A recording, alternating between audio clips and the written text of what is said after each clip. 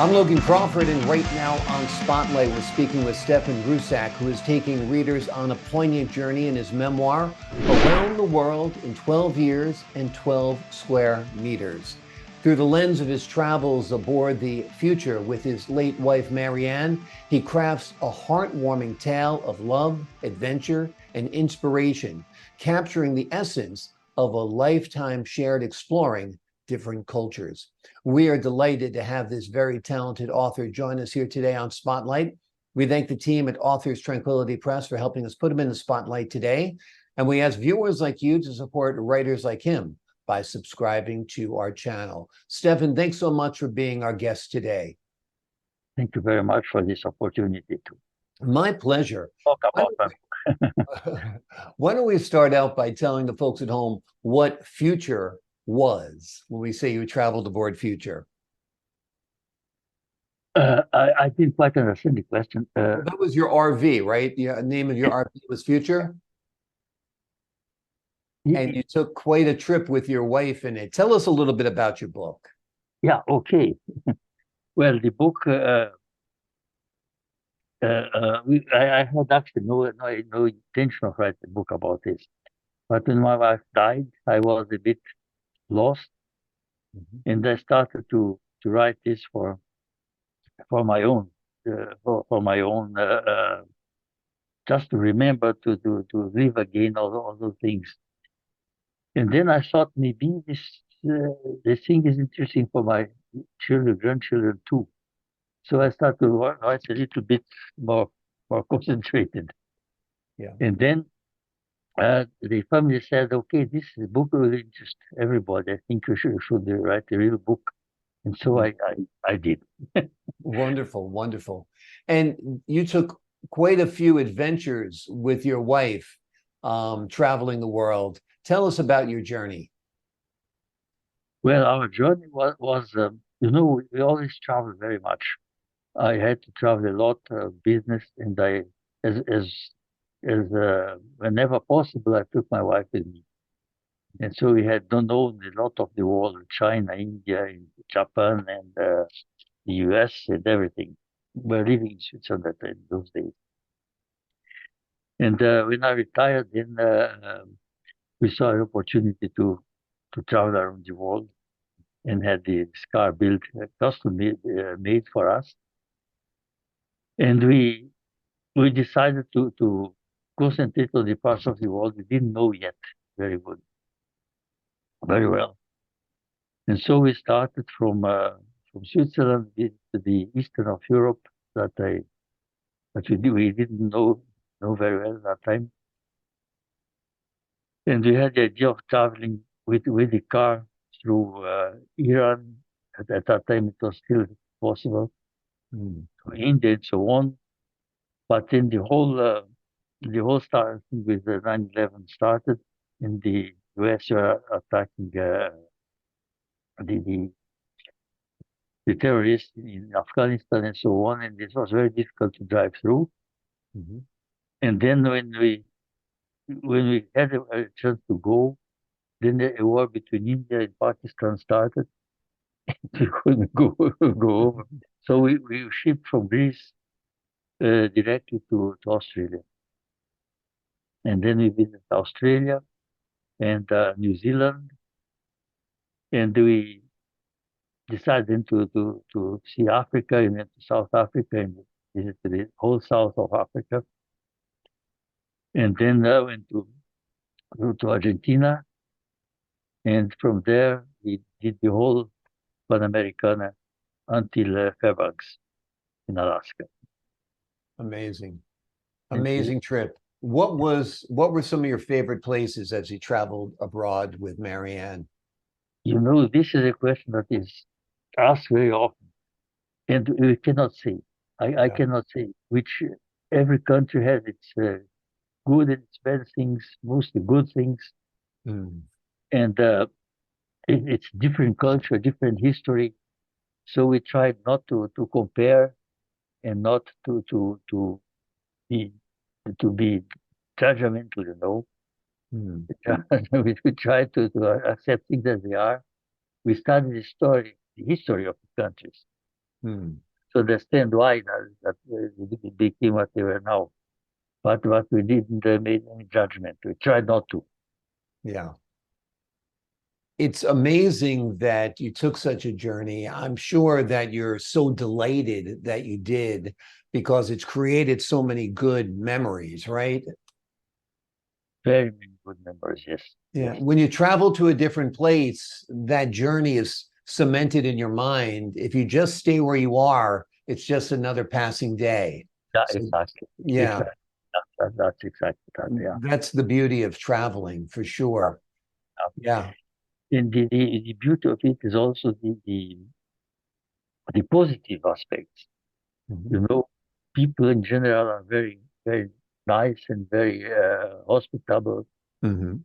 And uh, uh, we came to the conclusion that 90% of humanity is decent, normal people. Yeah. 5% are saints, and Mhm. 5% are devils. Yeah, exactly. It's more or Exactly. less the proportion. But what Exactly. outside of the 90%. Yeah. Yeah, that's what I say. 1 out of 20 people is a jerk. You Yeah, can't yeah. ignore you can't ignore the other 19. The other 19 are wonderful. But if somebody, all day long people say good morning, they'll be gracious, they'll be nice, but you meet that one person who's an idiot to you, and then it stays in your head for so long. So Yeah, yes, you got to yes. focus on the positive, not on the negative, for sure. And your book certainly focuses on the positive. And enjoying and sharing in other cultures was a big part of your journeys. Absolutely. Tell us a little bit about why you guys enjoyed immersing yourselves in other cultures so much. You know, it's difficult to say that, but it's exotic. It's exotic, and Yeah. it state brings you out of the of that limited space that you had in your mind before. You start to see things much bigger, and you can see that you can do things in a different way, and so it opens up your mind, very much, and you get a it's a bit like visiting another planet. Yes. Yeah, yeah, it's really. I think this is the thing that it opens up Yeah. your view of the world. Especially if they're speaking a different language, if they're of a different race, then you Yes, really feel like, you're visiting a different world. Their food is different, their language is different, they look different. And that's the beauty of this world, is that in every corner of the globe, you have a different type of person. How important do you think food is when you are exploring and uh, embracing a different culture? it's very important because it tells you a lot about the country, about the people. Food is a kind of how to say the kind of communication Yeah, element. You exactly. you through the food you see what they have in the country, what they use to make food, Hmm. and that it tells you a lot about the country and the way they handle that, they cook and everything. It's very very interesting. Yeah, absolutely. Yeah. The food is probably the most distinctive part of any culture, food, the language. So enjoying that food, exploring that food, being daring and trying the food is all very, very important. It is. Tell us a little bit about your own personal journey. You live in Idaho now. Did you live your entire life in Idaho, or did you come from another land? Tell me a little bit about your story. Yeah, well, I was born in Brazil, in the northeast of Hmm. Brazil, from Swiss parents. Hmm. But I was born there. I grew up in Brazil. I went the first time to live in Switzerland when I was 19 years old, and I didn't speak the language. I had to learn the language and everything. Wow. And then we lived in Switzerland. I studied engineering, and I met my wife. We Hmm. married. Our first son was born there, and then we went back to Brazil. Uh, for me, it was back. For my wife, it was the first time.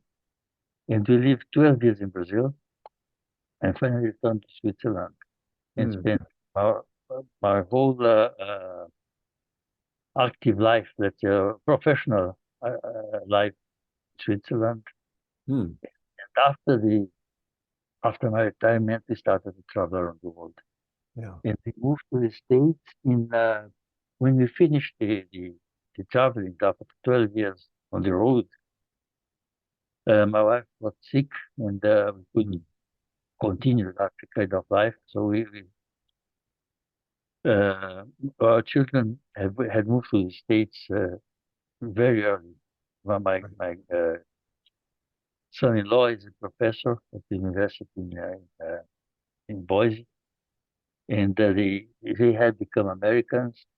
So it was easy for us to come and join the family here. Right. And Exactly. that was the reason why we came. Yeah. So you're a born traveler. I mean, you've lived in Switzerland, you've lived in Brazil, you lived in the United States. So your whole life has really been a literal journey, don't you Yeah, think? it is. It is. Yeah. And we Yeah. lived also in Germany for 1 year, a few months in England. So we lived in different countries too during my professional life. Oh, wonderful, wonderful. Your book addresses themes of love, loss, and exploration. Tell us a little bit about that. Uh, the exploration. Well, how should I say that? We when you are traveling like that, you have no you actually have no program. We had a rough idea what we wanted to see and so on. My wife was the one who studied the route ahead, and said, this is interesting, that is not interesting, so on. And so it was, each day was an adventure and exploration, actually, Hmm. because we had a very rough plan how to go. And if we found the place we like, we stayed for a while. And we tried to get good information about the country we're going to visit. And Hmm. for instance, in Australia, the Kimberleys, there are some fantastic mountains, there's they are different colors in layers of different colors. So it's beautiful. Hmm. And one of our books, Lonely Planet, said that we should not go on foot because you couldn't go anywhere and you really didn't see any. With the airplane was not so good because they had a certain height to keep and do it. So the best thing would be with an helicopter. Oh. And that's what we did. And it was fantastic because it used to stay low between two mountains, Yeah. you can see everything in detail. And this sort of thing, we're discovering Yeah. the world practically, yeah, all Yeah. the time. Absolutely. Yeah, that's my absolute favorite way to fly is to be in a helicopter because you really get the thrill of flying. You feel Yes, yourself pull away off the ground. You've got glass underneath you. yeah, It's really thrilling. It really is yeah. a great, great way to explore the world, explore a country, or explore a city for sure. And yeah, I've spent a lot of time in helicopters and I love them. What were you hoping that readers take away from this book when they read about your travels, your adventure, and your love and your loss? Well, one thing I hope that they take out of it is tolerance.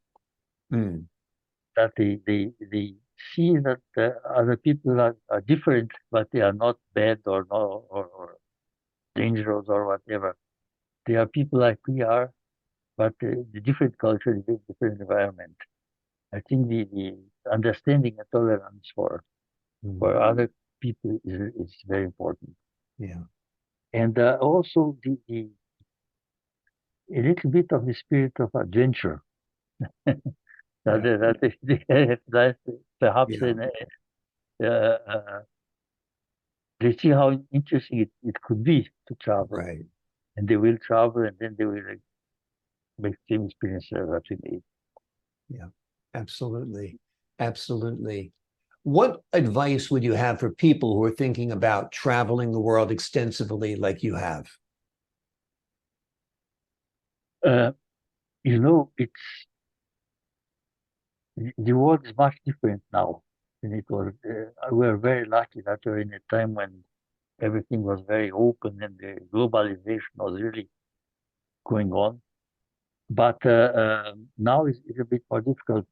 So to do what we did to build a car to go all over the world is very difficult. Perhaps it's better that you go to a country and rent or buy a motorhome there, travel around with a motorhome. Some people like to travel by boat. Yeah. They go with their yacht all over. But I think for us that would be an idea because it's too limited. Hmm. You are limited to to the water, to the coast, Right. and the most interesting things are not there. And with a motorhome, you can also see the coast. You can go there. We in Tasmania, we spend the whole day on a sailboat with a good skipper, traveling around and so on. It was very beautiful, but it was just a day. Yeah. And otherwise, we were free to visit the whole island. It's Yeah. yeah. Absolutely. Tell Uh, me about how traveling so much with your wife affected your relationship. I'd imagine it made it stronger. I imagine sharing in adventures together made it more wonderful. yes, that is a Yeah. very interesting, very important question. Mm. Some people tell us, "Oh, I couldn't stay the whole time in a small space with my wife, and I would start to fight and so on and so forth." With us, it was the other way around. We got so close. We were always very close, but we got even closer Yeah. during this trip. It was wonderful to be together all the time, to have somebody all the time we could talk to Yeah. discuss things. You could emotionally deal with these things and so on. It was very interesting, and we thought a lot about our life, about we had what we had experienced in our life, the good and the bad things and so on, and we compare that with the lives of people living in a different culture. Yeah. That was very, and it brought us more and more together. Yeah. Yeah. Uh, I mean, when you spend that much time together in a small space, the other person becomes the other part of your brain, your other hand. You know what I mean? They really, you guys meld into one very much. Your thoughts are all communicated to each other, your observations. yeah, Sometimes you'll communicate without even speaking or come up with the same thought simultaneously. yes, Yeah, yeah, it's yeah. amazing. I had a similar experience during the lockdown in COVID. I felt, Ah, yeah, if you were locked down with somebody and you were the only person they saw day in, day out, it was kind of the same experience. And I think it was a test for couples. Some couples went their separate ways, other couples became stronger and better, like you and Marianne did. yeah. Are you, are you still doing some traveling? No, at the moment, not so much. Alone is not so not so much fun. Yeah, I And know. uh, I try to go to Switzerland every year once to visit the friends and family and so on. Hmm. But I'm not very much interested in traveling anymore. Right, right. I What I was it? try I tried, but I didn't like it so much. Right. What was it like writing the book? It must have been kind of a nice trip down memory lane to remember all of the wonderful experiences you guys had, right? That was it. That was Yeah. it. Yeah. How long did it take you to write it? Tell me what the writing process was like for you. It was about a year. Hmm. About a year. Uh, I had to do some. I had to go after my diaries and things and the pictures and so on. And I was amazed that some things I had in my memory quite different from what I had thought at the time when I read my diary. I saw the difference between what I remembered and what I had written. Exactly. Well, it's good you had the diary Yeah, yeah. because that was kind of the backbone for the whole book. Good book. Because you were keeping a journal of what you were doing, what you were seeing, what you were thinking, what you were experiencing. Yeah. Absolutely. If you were to give it, go ahead. I'm sorry. I had to be careful what I write that it's correct, historically correct. I had to do some research, compare what was in the books and what I had seen, and make sure that I was telling the truth. No, not Yeah. false memories or something. Wonderful, wonderful. Well, next month I'm starting a trip. I'm going to fly from New York to Paris, and from Paris we're taking the train, my wife and I, from France to the south of France, into Portugal, across Spain, and up Italy, and then back to France. So any advice from me as I embark upon a train journey with just a backpack and a Euro ticket? Yeah, no, I think it's a great idea, a great way to do it. Yeah. And perhaps just that you remain flexible. Yeah. That you go see, you stay longer in places you like, that yeah, Yeah. that you're flexible and enjoy. This way you can enjoy more. Exactly. That's the plan. If we find a place we love, we'll stay, 4 or 5 days instead of 2 or 3 days. If a place we don't like it that much, we'll leave the next day and just get on the train and figure it out.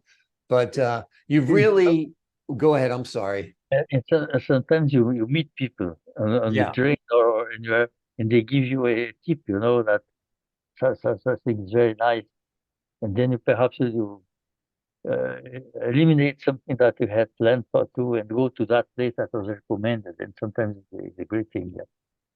Meeting the people is the best part of travel, and the little conversations you have. I was in Ireland about a dozen years ago, and we took the train from Galway to Dublin, and we met a woman on the train who just for some reason didn't have a euro to buy a cup of coffee as the trainman came by, and I bought her a cup of coffee. And she was thrilled, and I found out it was her birthday, and she was traveling to Dublin to meet her brother, and she had never been to Dublin before. And we still talk about Mrs. Kilbane, my wife and I, whom we met on the train, and made that such a wonderful journey, talking to her, getting, caught up in that energy, getting caught up in her enthusiasm, right? That's exactly the things that are wonderful in the trip. Yeah, exactly. We met some nice people in Ireland, but there are nice people in cities all over the world. And if you folks at home are listening, pick up this book. It'll inspire you.